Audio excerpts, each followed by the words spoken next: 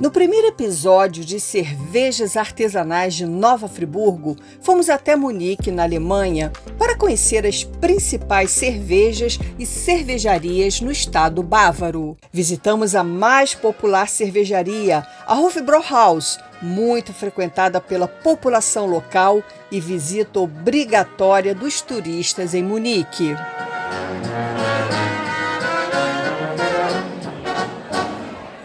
Mostramos as tradicionais Biergartens que influenciou um cervejeiro em Nova Friburgo. Espaço de sociabilidade para se beber cerveja, as Biergartens foram criadas e se difundiram na Alemanha no século XIX, situadas em áreas arborizadas onde se espalhavam mesas comunitárias.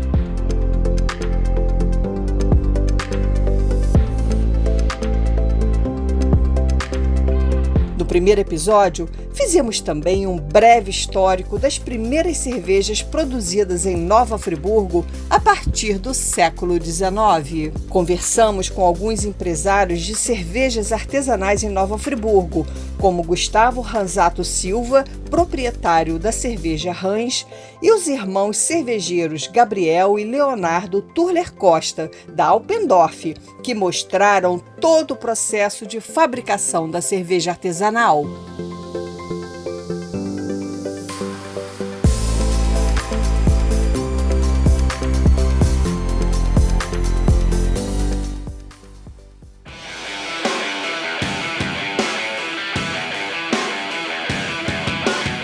Quem se aproprie do conceito de Biergarten como ninguém mais e vai muito mais além. É o caso do cervejeiro Daniel Rolick, proprietário da cerveja Sanandu. Fomos até o Istuqui conhecer o sítio onde se produz a cerveja Sanandu. Neste sítio, Daniel Rolick criou uma estrutura de camping, abriu diversas trilhas para a belíssima mata para fazer caminhada e um espaço para mountain bike. Depois de tanta atividade física, oferece uma deliciosa cerveja artesanal adaptada à prática esportiva. Daniel Rolick criou o conceito de Beer Park, muito próximo da Biergarten, onde tirou sua inspiração. Daniel, como é que foi criar esse conceito de Beer Park? O Beer Park acabou acontecendo por acaso, né, digamos assim, porque todo o que eu comecei aqui, na verdade, foi com Bike Park, né, foi o início do meu projeto aqui, para ser um projeto turístico aqui para o sítio, né, e em 2015 eu comecei o trabalho aqui de construir umas trilhas para bicicleta e oferecer uma estrutura para ciclista, e ao longo do tempo fui agregando serviços e tudo, e eu achei que tudo combinaria com uma cervejaria também aqui dentro, né, com uma cerveja artesanal. Eu já era um cara entusiasta de cervejas e tal, sempre gostei, e achei que tinha tudo a ver ter uma cervejaria dentro de um bike park, né. Então esse conceito de beer park acabou vindo conjunção do bike park, né, com a cervejaria. E você, aí, como é que foi seu processo? Você fez curso de cervejeiro ou você começou assim, lendo, pesquisando, você foi autodidata? Eu comecei lendo, pesquisando, né? Foi por gostar, por ser um hobby na época, me interessei em fazer cerveja, eu sempre gostei de fazer coisas, né? E desde que eu comecei a ter contato com o mundo da cerveja artesanal, foi uma coisa que me interessou, de aprender a fazer, de desenvolver e tal. Então, comecei a experimentar uns rótulos aqui. Primeiro artesanal que eu tomei foi em 2012. Aí morei fora um tempo, morei na Austrália, tomei um pouco de cerveja lá também. Cervejas artesanais que eu me refiro, né?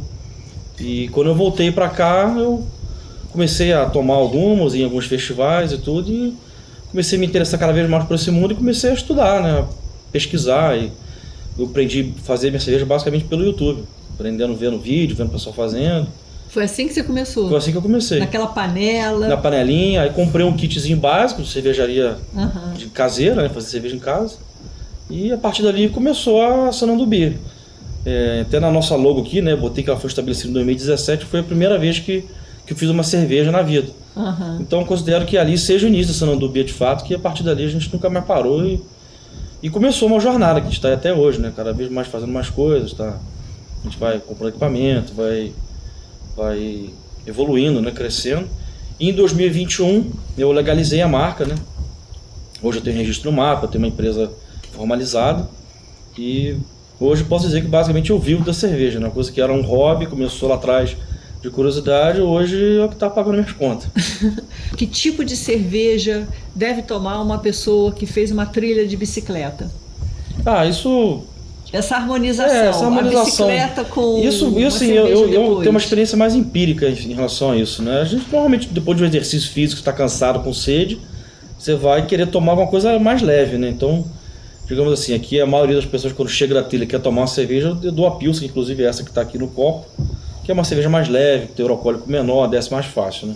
Uhum. Mas a gente faz outros estilos aqui também, tem mais pesados, tem meio termo, tem a todo gosto. E é sempre depois de você fazer a trilha, né? Porque da mesma forma Antes que a gente não, é impossível. Da mesma forma que a gente não deve beber e dirigir, a gente não deve beber e pedalar, né? Certo. Então é pro finalzinho aqui. É sempre pro final. A cerveja a gente deixa para depois da atividade física. E como é que funciona aqui, seu parque? É final de semana? Você também serve alimentação? É restaurante? A gente serve também. A gente trabalha basicamente com agendamento. E estamos aqui quase todo final de semana, quando a gente não está em evento fora, né? E é isso, você é só entrar em contato com a gente pela nossa rede social, pelo nosso WhatsApp, agenda a vinda. E a gente tem hospedagem também. Você tem hospedagem? Tem hospedagem, a gente tem chalé, tem o camping, então a pessoa também pode vir, passar o final de semana inteiro. E a gente também serve as refeições e tudo. Só que sempre basicamente por agendamento, né? Sim, não tem essa coisa de chegar aqui um final de semana. Chegar de surpresa, a cerveja sempre vai ter, agora comida nem sempre. Certo. E você distribui a cerveja aqui por Friburgo? A gente distribui também, a gente tem agora as nossas latas, né? Como acho que dá pra ver aí, tem a lata, tem a garrafa, temos os barris de chopp também. Então a gente tem restaurante que vende a nossa cerveja, a gente atende evento, faz festa. A gente também está em eventos com a nossa marca, né? Eventos da cidade, eventos que no entorno aqui, a gente participa também.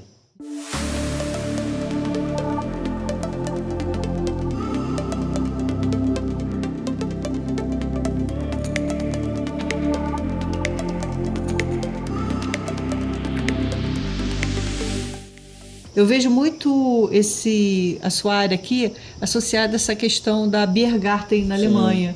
Você houve assim, um momento de inspiração ou não? Você partiu mesmo porque você tinha uma propriedade, né?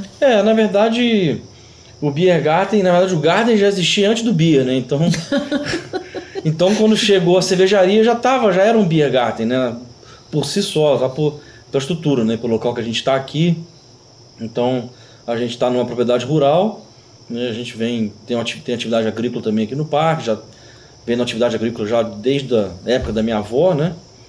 E com a cerveja e o bike park a gente entrou nessa parte do turismo também, né? E acabamos virando um beer garden também, que depois que estava tudo feito já, tudo que eu fui ver que era um beer garden, vi que a gente na verdade é um beer garden. De fato é.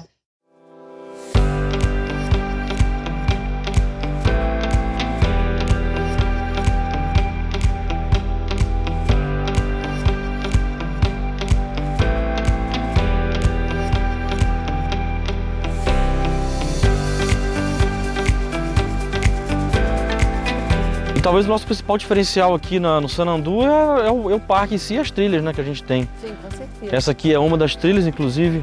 Essa que a gente está aqui agora é a trilha do Jaguarundi, que batizou também um dos nossos rótulos, que batizou a nossa Pilsen, né? O Jaguarundi é um felino que a gente tem por aqui, é um gato do mato.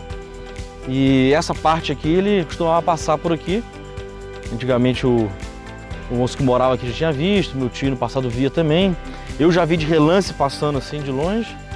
Então, batizei a trilha de Jaguarundi e também a cerveja como Jaguarundi, que conecta a nossa história do parque com a cervejaria, né?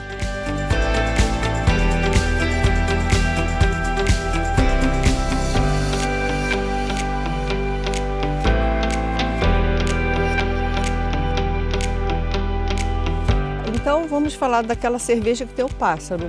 É um pica-pau, né? É o pica-pau? Então a gente tem um pica-pau também aqui, né? Aquele cabeça vermelha. A gente já tem algumas espécies de pica-pau aqui no sítio, já vi vários. E uma das trilhas que eu fiz no parque também se chama pica-pau. E então eu homenageei a cerveja com o nome de uma das trilhas também, né? Então a gente tem o pássaro do pica-pau, tem a trilha de pica-pau e tem a cerveja de pica-pau, que é a IPA. E no caso tem o Sanandu aqui, né? Tem o Sanandu também. Da sua marca, né? O Sanandu foi o que deu o nome pro parque, né? E é uma árvore que a gente tem exemplares mais lá perto da cervejaria, né?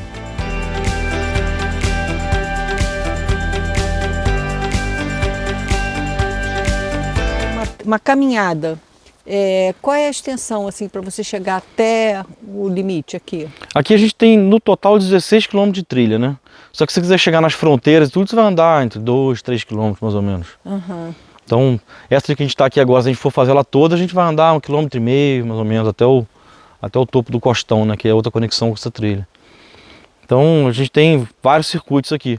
Na verdade, nossas trilhas não são de deslocamento, elas são sempre circuitos, né? Então, você começa num ponto, faz um circuito e acaba voltando, chegando no mesmo lugar. Uhum. Então, cada volta aí dá 3 km, 4, dependendo do circuito que você fizer.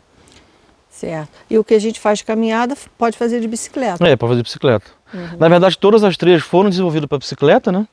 Mas também a gente consegue passar caminhando, correndo. Já tivemos eventos de trail running aqui também, de eco-caminhada, já tem... E claro, da bike também, né?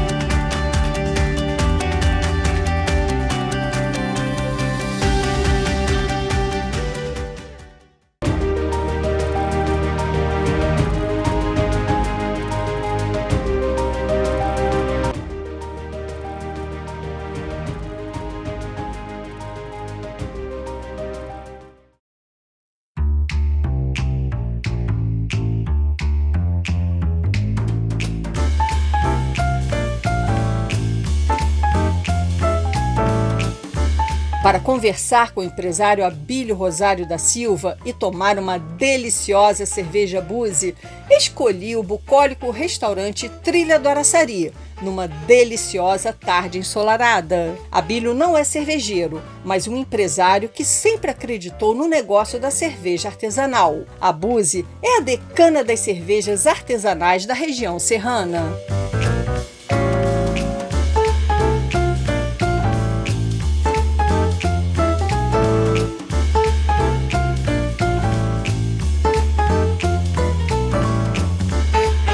Sócio da Búzi há 13 anos, né? Na verdade, a gente está no mercado há 14 anos, na verdade, de fundação, e no mercado, efetivamente, a gente está há 13 anos.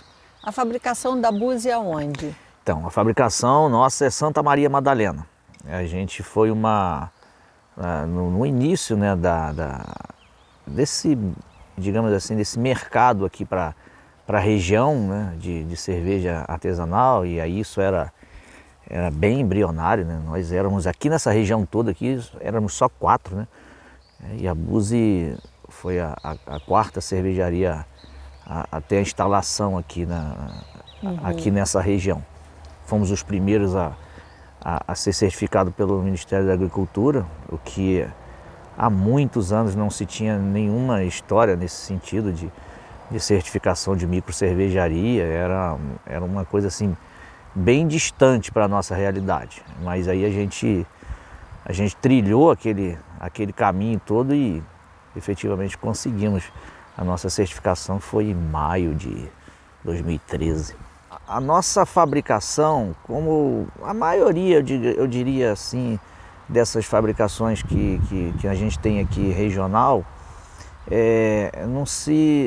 logo no início a gente não tinha essa pretensão de chegar no mercado com o tamanho que a gente tem hoje. Então a gente começou com uma pequena fabricação, o que a gente fala que ainda no processo de panela, né, e tal, fabricação para a gente consumir efetivamente, né?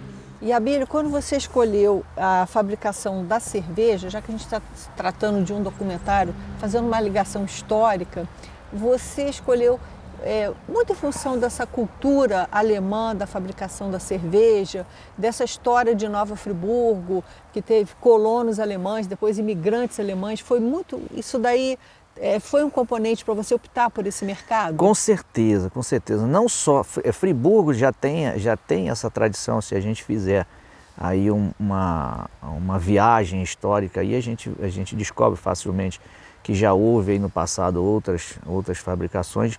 Madalena não foi diferente, que já houve uma produção de cerveja lá nos primórdios, lá para trás, inclusive é até um nome lá que a gente guarda para uma oportunidade de a gente lançar um rótulo alusivo a essa fabricação. Então, também nesse contexto histórico, e por que não dizer turístico dessa região, essa fabricação nossa, quando eu falo Friburgo, Friburgo é por excelência uma capital, digamos assim, né, de tudo que a gente tem regional.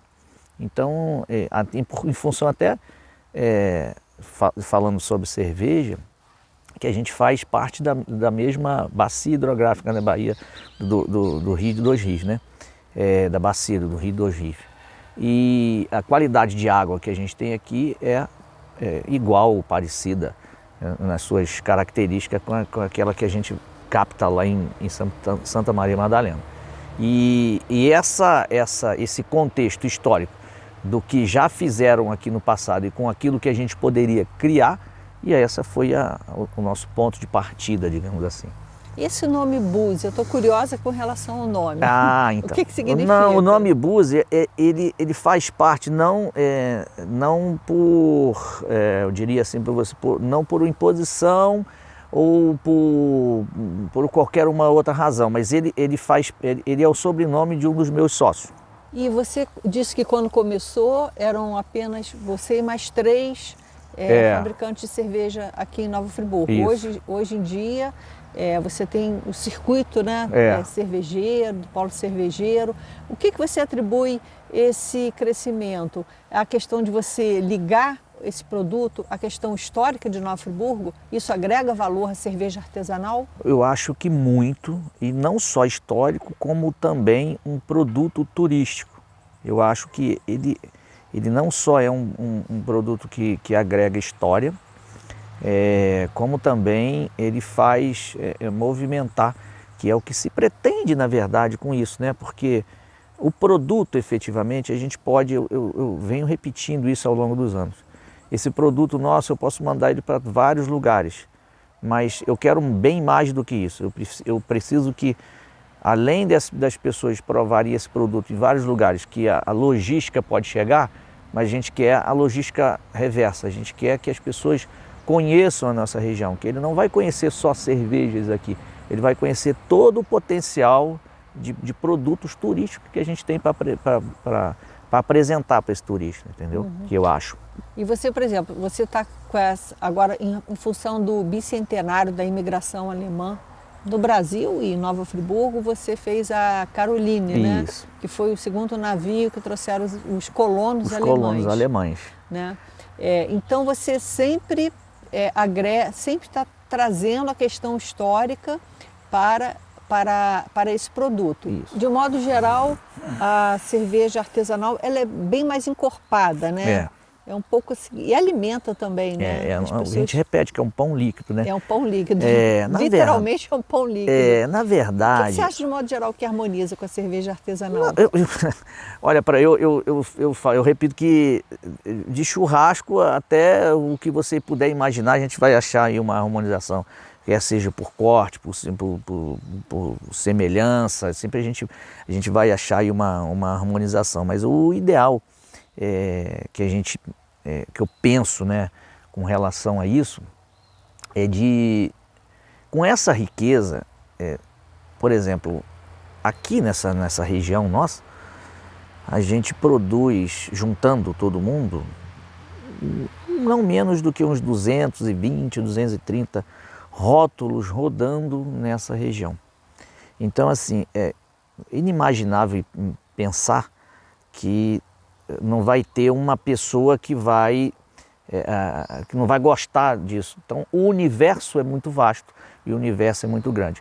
Respondendo à tua pergunta, na verdade, a cerveja artesanal, no passado tinha-se muito essa ideia de que era um produto pesado, e de que era um produto bem mais... Já até foi um produto bem mais caro, de pouca acessibilidade, né? Hoje em dia não, hoje em dia você tem aí um leque aí de produtos que você passa de cervejas Pilsen, tal qual essa aqui que você está vendo, cuja graduação alcoólica é 4,5%, igual qualquer uma outra linha de produção, até cervejas Strongs, que a gente fala, Strong Ale, aí de 13%, 14%. Então a gente está saindo de 4,5%. Você chega a 14%? 14%, não só eu tenho vários... Pois de modo geral. Chega, Seria são as para Strong. inverno, uma cerveja de inverno? Não necessariamente, eu falo que é brinquedo de gente grande, então você tem que estar treinadinho, né? Que a velocidade, porque eu estou falando de cerveja de 13%, 14%, uma cerveja que tem a graduação alcoólica de vinho.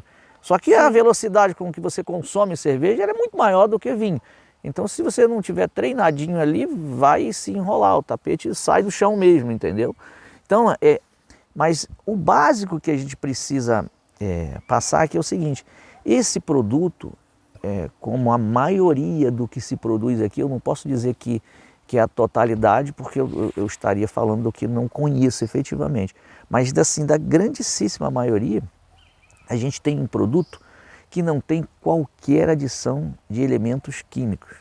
Então assim, é uma cerveja livre de química. Aqui não tem corante, aqui não tem antioxidante, aqui não tem, eu falo que não tem nenhum anti. Aqui é água, malte, lúpulo e fermento e nada mais, entendeu? E só isso. As variações das cervejas que vão fazendo, que a gente produz, é de acordo com a criatividade.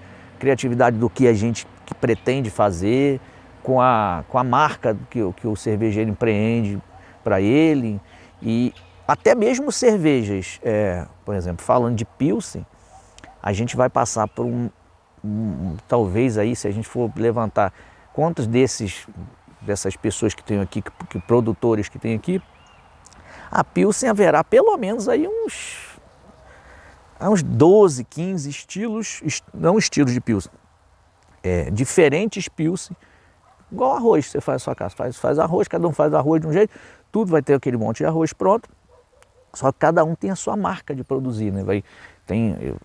Eu tenho um produto, o outro tem um produto, e outro, então assim, o leque é muito grande, né?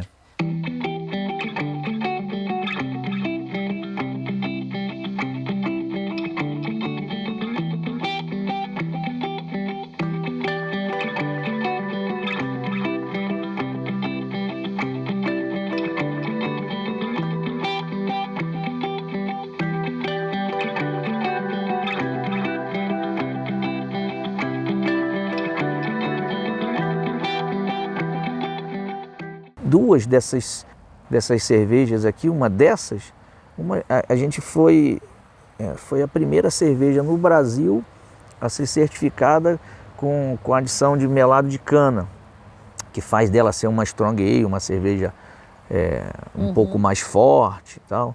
Com melado de cana, que a gente produz a cana, que a gente reduz, que a gente faz todo o processo. Então, assim, o processo que a gente nem esconde qual é a parte da fabricação que entra.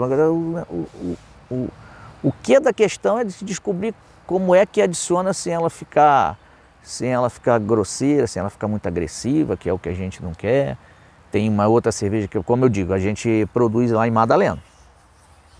Madalena é a cidade da Dercy. Eu já vi aqui, bem apimentada. Né? Então a gente fez uma cerveja com adição de 2 pimentas. E eu repito que é uma cerveja com pimentas e não cerveja de pimenta. Cerveja de pimenta ninguém ia conseguir, né? Com pimentas é uma cerveja que pretende te aquecer sem te agredir. Então assim, no inverno, a pessoa fala, estou tomando cerveja, eu não estou, mas daqui a pouco eu estou quentinho, entendeu? E Abílio, como é que está, o que você acha da participação das cervejas artesanais no calendário turístico aqui de Nova Friburgo? Então, eu acho, honesta e sinceramente, que a gente está caminhando. Acho que a gente está caminhando. Tem muito que se fazer ainda. Eu penso sempre que a cerveja, essa cerveja regional, a gente tem que ter um pertencimento muito maior desse produto, que ele é nosso. Ela tem que protagonizar todas as festas. Eu acho que ela não pode, não tem muito sentido ter uma festa que tenha cerveja, mas a festa, a própria cerveja seja a festa. Como a Oktoberfest. Justamente, né? Na Alemanha. Exatamente. E dar esse protagonismo para essa cerveja que a gente consegue, que a gente consome aqui, né? E de novo, todo o tempo você vai a gente trocando essa ideia, você vai ver que isso é um viés muito turístico, né? Que se a gente faz isso, olha, tem lá, então tem na festa lá que vai ter 200 cervejas. É possível que lá naquela 200 cervejas eu não vá gostar de uma daquelas, eu não sei o quê. Agora, se você diz, pode ter uma festa que tenha umas cervejas ali, tem umas cervejas. Eu acho que a gente já andou, mas a gente tem muito que caminhar, né? Eu honestamente, eu espero que eu esteja aqui ainda para ver essa região com o protagonismo que essa região merece nessa produção de cerveja, entendeu? Porque a gente vem percebendo que tem um aumento significativo de produções. Tem um aumento, como eu disse, quando a gente começou a produzir cerveja, e eu produzia 800 litros de cerveja por mês. Então a gente começou, nós éramos 4. Hoje, rapidamente, aí eu consigo falar com você que deve ter umas 15, 16 operações aí, bem rápido. Já é possível fazer um evento, né, em que como você falou, das cervejas artesanais serem protagonistas dessa não festa. Entrarem na festa como secundárias, por exemplo, na festa no mês de aniversário de Friburgo. Né? Justamente. E total, eu diria para você que teria produção aí sem muita dificuldade, porque antigamente, como eu te digo, se imaginava que as produções eram mega pequenas, quer dizer, eram, né? Eram produções mega pequenas. Hoje nem tanto, nem tanto. Hoje na fábrica lá, em média, eu produzo 25, 30 mil, mas a minha fábrica eu consigo rodar 40 mil litros por mês. Então, então eu quero fazer uma festa, a gente vai fazer uma festa, a gente bota aquilo lá tudo funcionando, pode botar aí que essas cervejarias todas que tem aqui, elas iam bancar facilmente uma grandíssima festa, cuja o protagonista tem que ser elas, né? Entendeu?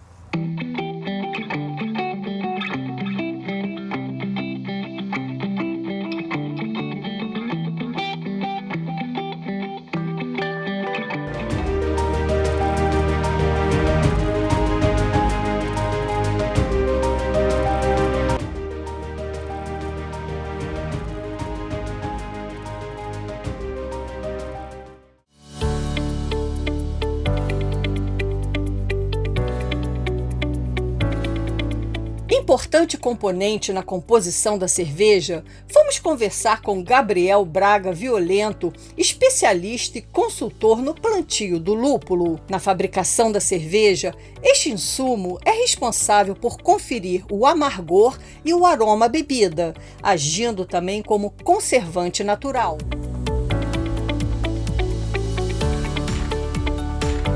A cultura do lúpulo, o lúpulo é uma coisa só, é uma espécime de planta só. Mas dentro dessa espécie, a gente tem variedades. Hoje já ultrapassam mais de 300 variedades no mundo. Porque a gente tem os tais dos híbridos, as misturas, o melhoramento, né, é o principal vetor de variedades novas, né? Mas a gente tem no lúpulo algumas variedades que elas são chavões, elas são muito clássicas, elas já são há muito tempo que elas já são produzidas e processadas, selecionadas para a cerveja. O lúpulo ele ocorre de forma natural lá no ambiente da natureza, no centro de origem dele. Só que para a cerveja, há muitos anos que a gente já vem selecionando o lúpulo com algumas características. Então existem basicamente no lúpulo, a gente divide o lúpulo em 3 grandes categorias.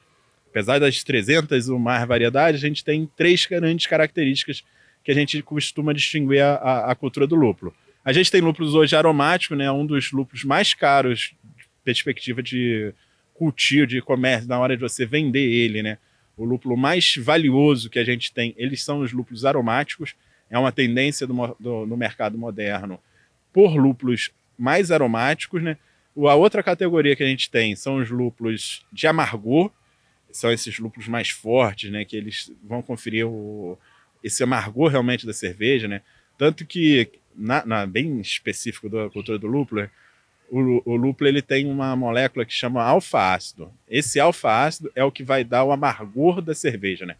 Inclusive, no mundo do cultivo do lúpulo, a gente não usa a métrica de quilos de flor por hectare, por metro quadrado, é de alfa-ácido, porque o alfa-ácido ele vai determinar a quantidade de lúpulo que você vai botar na cerveja para ela alcançar aquele amargor, né? Então, o mercado mais tradicional do lúpulo, ele está no amargor, no lúpulo tipo amargor. Então, eu falei do aromático, o amargor, e o terceiro tipo é o lúpulo que a gente chama de dupla aptidão, que ele tem tanto amargor quanto aroma, né? Apesar do amargor ele competir ali, batalhar com o aroma, hoje em dia os lúpulos mais... a pesquisa, né, tem buscado lúpulos tanto com esse amargor, com essa concentração de alfa-ácido por hectare, que é uma métrica de produtividade, quanto também com aroma, porque o mercado hoje tem crescido muito com o mercado cervejeiro artesanal. E o consumidor ele quer sentir uma diferença naquela cerveja. Ele quer, na hora que ele está experimentando, que ele está apreciando aquela cerveja, ele quer ter uma experiência sensorial diferente. E é isso quem vai contribuir é mais o aroma do que o amargor, né? O amargor é, como a gente costuma dizer, até a giló amarga, né? Não precisaria do lúpulo. Então, o lúpulo como um tempero da cerveja, ele agrega muito nessa questão do aroma. O lúpulo, ele tem um ciclo anual. Ele é uma planta que a gente até brinca que ele é semi-perene. Essa classificação não existe não, mas ele é perene. A gente planta ele uma vez lá e ele vira produzindo por 20 anos. Mas a parte aérea, a gente colhe, corta ela lá embaixo e ela volta, rebrota depois, né? Mas todo ano a gente tira a parte aérea. No Brasil, nós temos condições climáticas aqui que a gente chega a conseguir produzir 3 safras em um ano. O mais comum aqui para a nossa região, a gente fala que a gente faz 2 safras. Uma safra de verão e uma safrinha de inverno, né? E aí esse lúpulo, tanto de verão quanto de inverno, por mais que ele seja da mesma variedade, ele apresenta algumas diferenças sensoriais de aroma, de amargor, né? Por conta das condições climáticas, ambientais, de chuva, de temperatura do ambiente. Então, tem sim uma peculiaridade nessa diferença. Uma coisa que o mercado vem trabalhando de fazer é o blend. Junta a produção do verão com a produção do inverno e cria um produto mais homogêneo para poder ter uma padronização maior para comercializar isso para a cerveja, né? Porque a cerveja quer um sabor novo, mas ela quer saber o que ela vai ter lá no final. Não adianta ela ficar... Cada vez que ela vai fazer a receita, ser uma coisa completamente nova, né?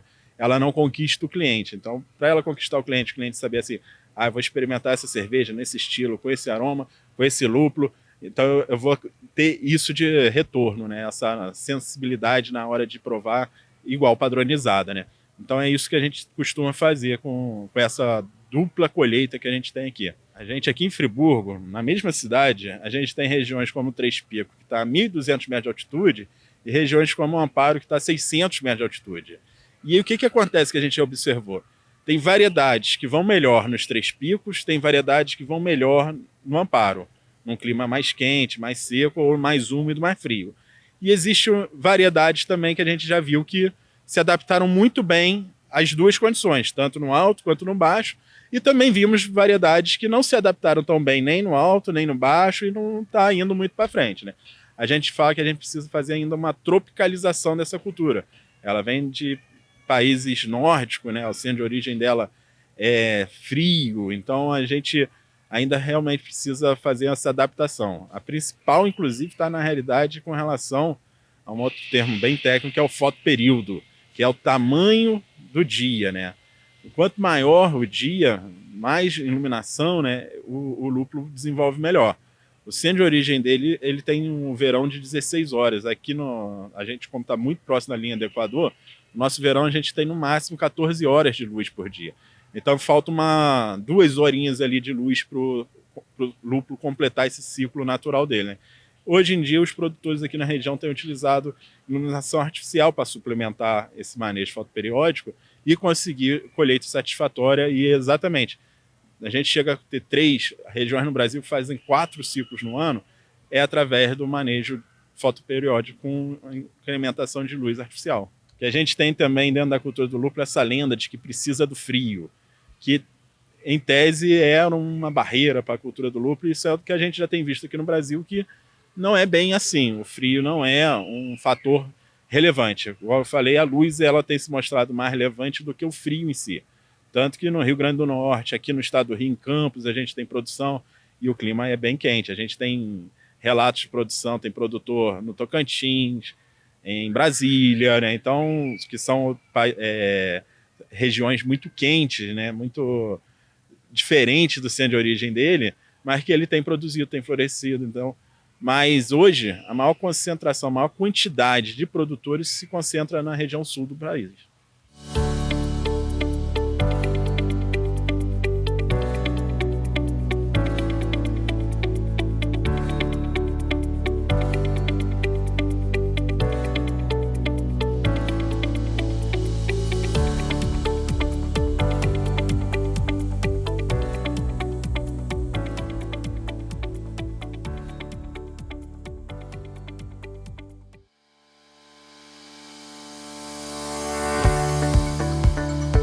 Fomos até a fábrica da cerveja artesanal Barão Bia entrevistar Caroline Ângelo Correia, que preside a Associação dos Cervejeiros Artesanais de Nova Friburgo. Caroline, essas cervejas que a gente vê produzidas aqui em Nova Friburgo, as pessoas costumam chamar de cervejas artesanais. Isso. Elas são artesanais porque a gente vê uma verdadeira indústria, né? Uhum. Como é que é essa classificação?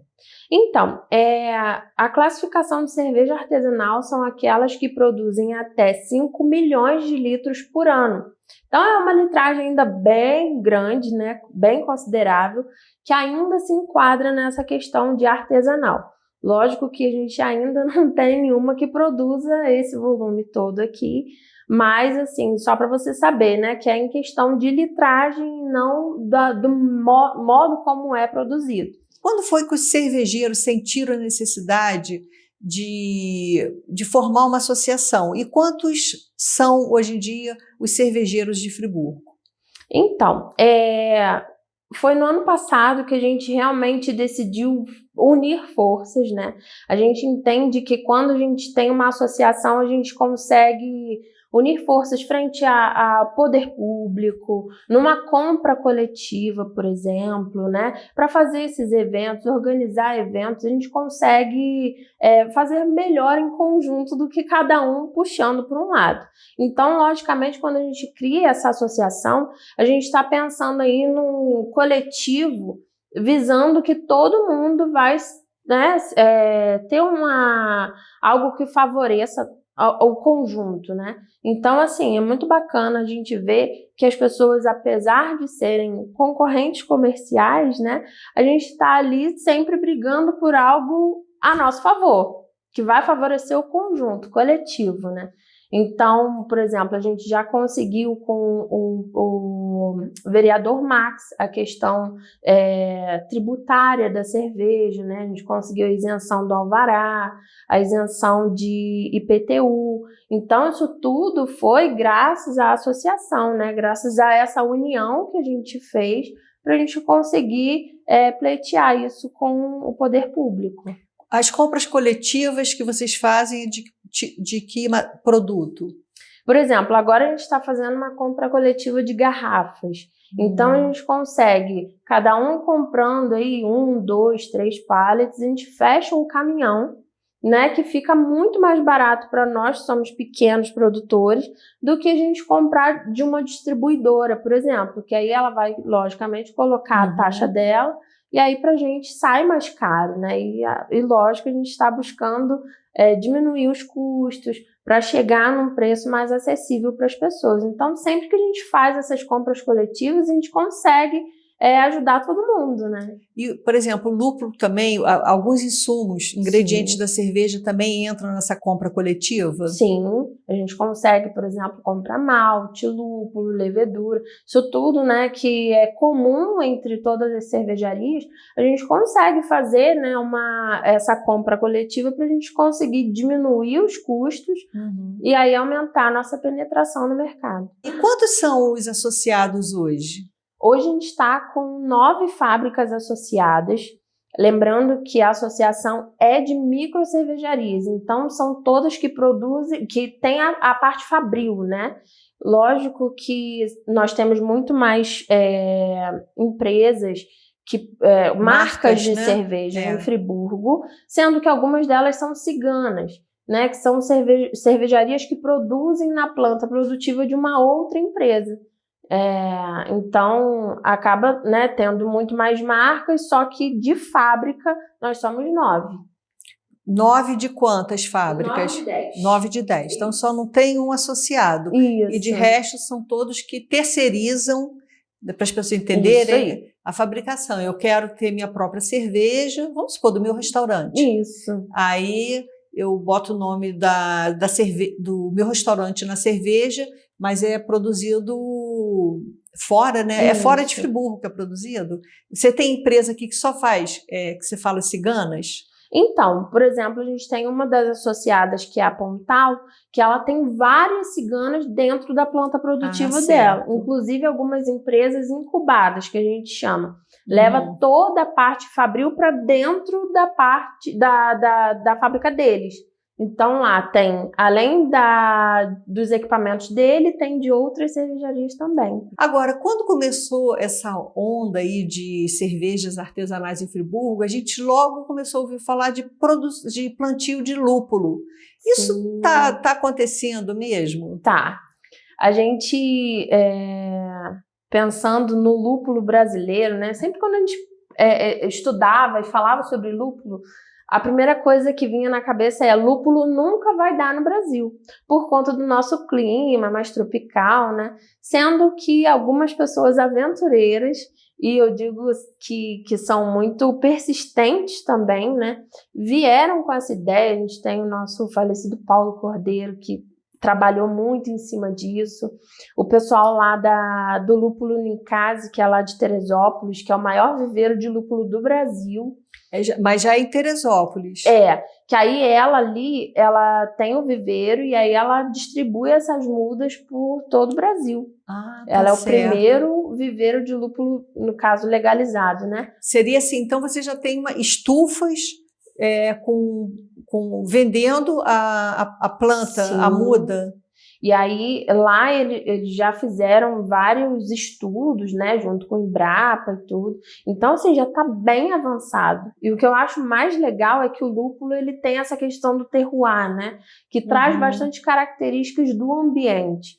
Então, uma das sócias lá do Lúpulo Ninkasi, que é uma amiga nossa, a Ana Pampilon, ela estava falando sobre essa questão. Então, tinha um desses plantios que estava perto de um goiabal, por exemplo, e trouxe essas características de goiaba para dentro do lúpulo. Então, a gente tem a chance de ter coisas que só vão encontrar aqui com frutas tropicais do Brasil, né? Então, essas coisas todas dão gás para a gente trabalhar em cima disso e fazer algo nosso, com característica nossa. Quem sabe, né? Em breve, eu acho que a gente vai ter... Em breve não, a gente já tem visto, né? Colhido fruto muito, muito bacana desse trabalho que eles já estão fazendo. Lógico que ainda tem alguns ajustes, afinal não é uma planta que é típica dessa região, desse hemisfério, então eles estão realmente fazendo esse estudo que é longo, mas que já está com resultado muito legal. E agora falando sobre a Barão, né? A Barão é uma das primeiras cervejas artesanais de Friburgo, né? Isso mesmo. E você colocou Barão por causa do Barão de Nova Friburgo. Exatamente. Você quis fazer um link com a história de Friburgo, é isso? Isso aí.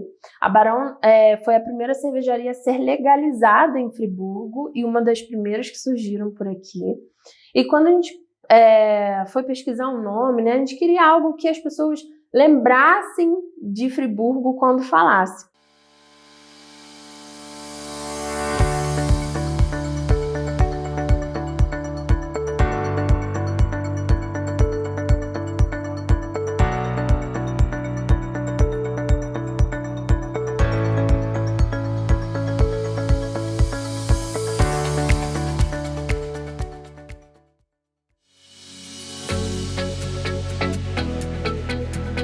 A Barão Beer possui o charmoso trenzinho, que na realidade é uma chopeira, criado para participar de eventos da cidade.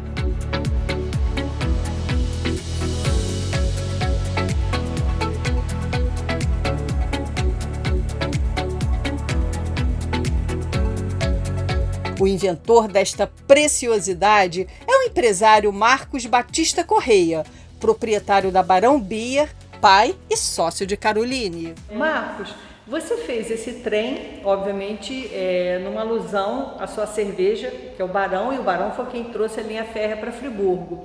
Mas essa locomotiva também tem chopp, né?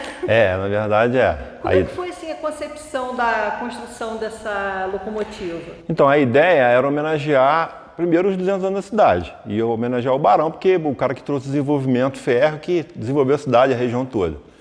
E também o mérito de um amigo meu que fez a parte de madeira, um cara que é muito inteligente, me ajudou a construir, porque sozinho ninguém faz nada, né? Eu dou até o mérito da construção para ele, porque a parte mais bonita foi a que ele fez. E aí tem materiais diversos, que aqui são 2 barris de 200 litros, ali são 2 baldes de obra, que ali foi a ideia dele. Aí tem tanque de gás, de refrigeração, ali é sucata de refletores de boate, sino. Então assim, aqui tem tubo de ligação de vaso, tubo de 150 milímetros. A arte mesmo, que são as rodas, a cabine, foi esse amigo meu, Ricardo, que fez. Ricardo Guzzo, que é o cara fera. Qual o nome dele? Ricardo Guzzo. E toda vez que tem evento, você leva esse trem, chopeira, e quantos chopes aí você... Então, aí, para uma das particularidades desse trem, que ele tem voz, né? Que eu comprei lá de Bauru, um apito de locomotiva. Tem um apito, que a gente não tem vapor, mas a gente apita ele com gás carbônico. Aí o pessoal de longe sabe que o Barão está no lugar, né? Aí do outro lado tem os bicos da chopeira, né? São 3 chopeiras aqui dentro, os barris ficam ali dentro, congelando, o resfriamento nas chopeiras e eles ficam guardados lá dentro, acomodados lá dentro. Ele sai daqui de cima dessa carretinha para os eventos e o trem ele tem um negócio bacana.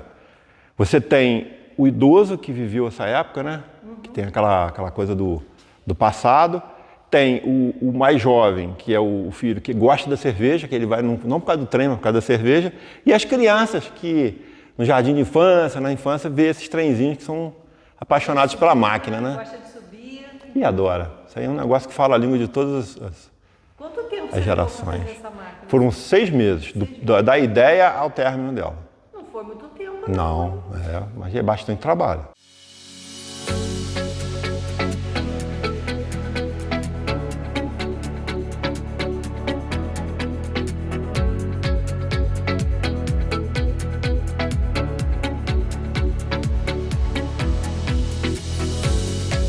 Nova Friburgo se consolidou como polo produtor de cervejas artesanais. Seria um legado da imigração alemã no município? Existem 2 momentos da imigração de povos germanos em Nova Friburgo. Na primeira metade do século XIX, quando vieram como colonos agricultores, artífices e mercenários, e no início do século XX, como industriais e técnicos para trabalhar nas fábricas têxteis. Independentemente da problemática de ser ou não um legado, pode-se afirmar que as cervejas artesanais contribuem para reforçar a memória da imigração alemã em Nova Friburgo.